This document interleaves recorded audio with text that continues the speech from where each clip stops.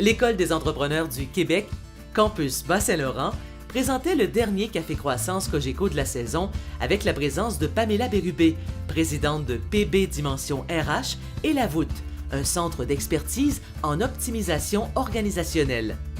À Montréal dernièrement, Pamela Bérubé remportait le prix Entrepreneur de l'année au Gala Reconnaissance RH 2019 de l'Ordre des CRHA.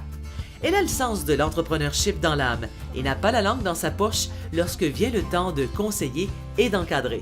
Moi, je crois beaucoup qu'il n'arrive rien pour rien dans la vie. J'ai un consultant senior, plus fin de carrière, qui me dit, toujours en ressources humaines, écoute, Pam, si à un moment donné, tu décides de vouloir aller à ton compte, d'être en consultation, sache que j'aurai un intérêt à pouvoir partager ou collaborer avec toi parce que moi, j'ai des projets de vie qui vont faire que je vais ralentir. J'ai d'autres projets qui...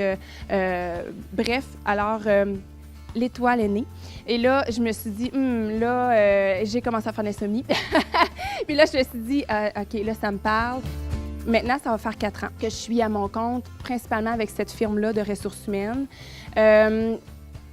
Projet initial, tout simple. Je suis dans mon sous-sol, je descends dans mon sous-sol en pantoufle café et je fais des ressources humaines. Moi, c'était ça dans ma tête.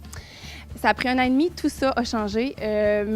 Après 1 an et demi, j'ai dû engager des gens. J'ai dû, c'est ça, me construire une équipe parce qu'effectivement, je ne pouvais plus répondre aux besoins qu'il y avait.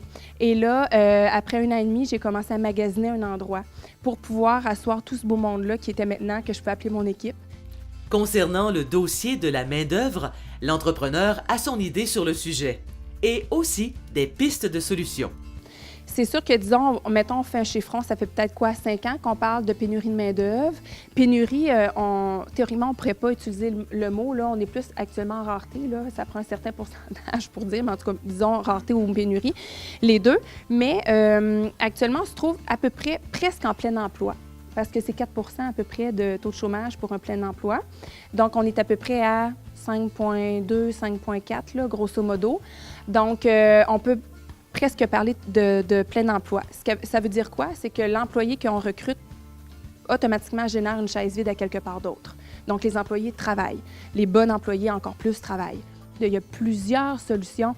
C'est pas une solution qui est bonne pour tous les domaines.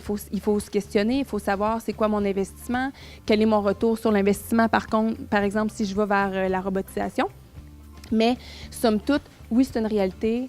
Oui, on n'a pas atteint nécessairement encore le pic, mais mon rôle, moi, c'est plutôt de dire, je te ferai peut-être pas le recrutement, mais je vais plutôt t'outiller pour que tu sois sexy comme employeur, puis que tu réussisses à attirer les regards.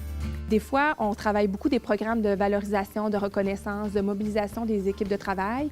Puis des fois, j'ai des gestionnaires qui mettent un hold à ça parce qu'ils se disent, si j'en donne trop, ils vont en redemander encore. Et donc là, qu'est-ce qu'on vient faire? C'est qu'on vient se restreindre parce qu'on a peur d'avoir peur, des fois que les gens soient plus à la demande, ou on va s'arrêter à nos employés plus négatifs. Bonifier ces gens-là qui font, je sais pas moi, ça fait 2 fois que tu remplaces un employé malade ou tu changes de chiffre avec quelqu'un qui peut pas travailler cette nuit, tu rentres, tu dépannes. Tu dépannes, je peux peut-être pas te donner un boni là, parce que c'est monétaire, mais je peux clairement te valoriser d'une autre manière. Je te donne ta prochaine fin de semaine.